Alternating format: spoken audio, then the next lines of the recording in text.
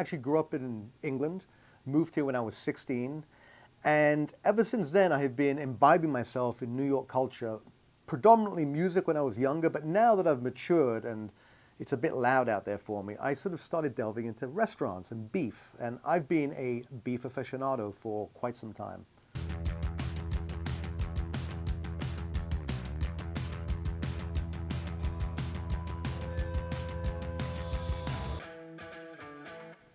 You know, one of the things that's been great about living in New York for 3 decades is that dry-aged beef has always been a part of my culture. It's always been ambient here. It's in every steakhouse. And that kind of led to this, this sort of renaissance of dry aging in general. But it's expensive. It's actually a lot cheaper to do it in your house, which is why the dry ager is so amazing.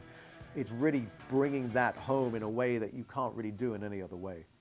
And just to give you guys a bit of history, I'm sure listen, if you're watching this video, you probably know about dry aging. But traditionally, all beef was dry aged. So it wasn't as if dry aging was called dry aging, it was called aging. So traditionally, the butcher was a craftsman and he would dry age the proteins, and that's how things were done. You know, it's a practice that dropped off. When beef became commoditized, it started probably in the 30s or the 40s, but really it was the post-war era. It was the industrial boom. America had just won the war. It was flush with money. It was flush with steel. The interstate highway system was expanding.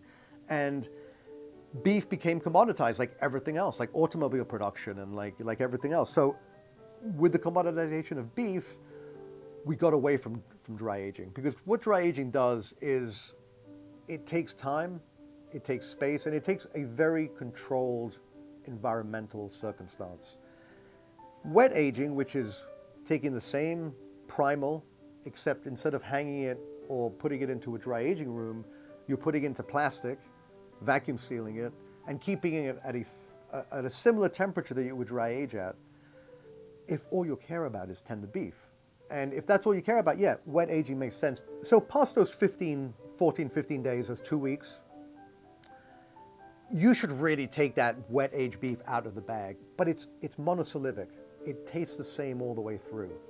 But what dry aged beef has is it has complexity of flavor, has depth of flavor, and it has different flavors. And that's the difference. There's secondary and tertiary flavors.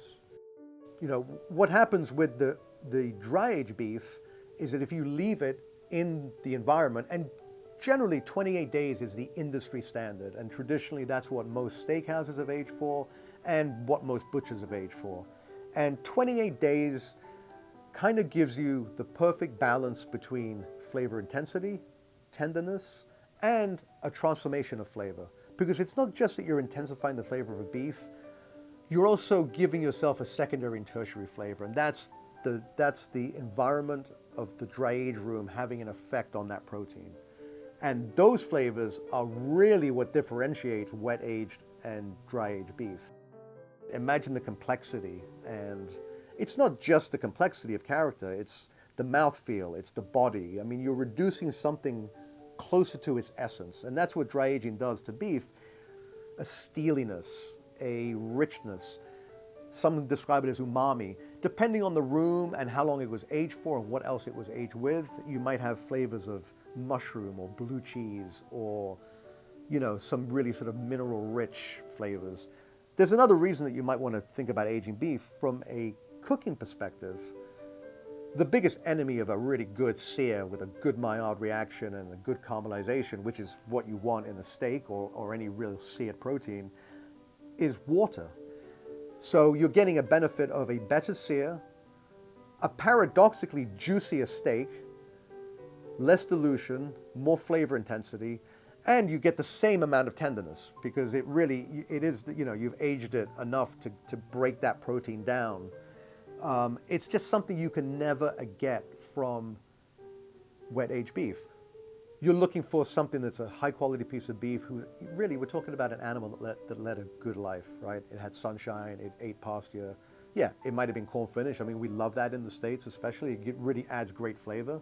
So what you're really looking for is marbling. And that's the reason you should really look for prime beef.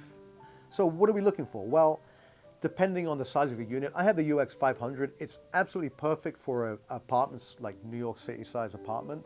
I can fit probably 2 short loins, or like a rib and a piece of porterhouse, a piece of strip loin. I've been in almost all of the major dry age rooms in the New York City area. But actually having the dry ager in my house and watching the transformation on a daily basis through that little window, it's been a fascinating experience. So I love the DRYAGER from an aesthetic point of view. It's beautifully made. I love German engineering and technology, and you know, the unit's handmade in Germany. It shows. So I have it in my living room.